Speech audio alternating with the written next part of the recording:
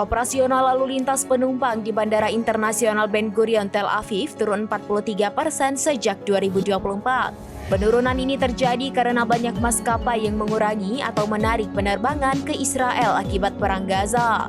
Dikutip dari Al-Mayadin, Bandara Ben Gurion melayani 10,85 juta penumpang internasional dari Januari hingga September 2024. Sementara pada periode yang sama di tahun 2023, jumlah penumpang mencapai 19,1 juta.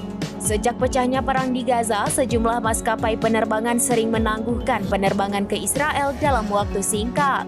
Misalnya, Badan Keselamatan Penerbangan Uni Eropa telah menyarankan pesawat komersial untuk menghindari wilayah udara Palestina dan Lebanon.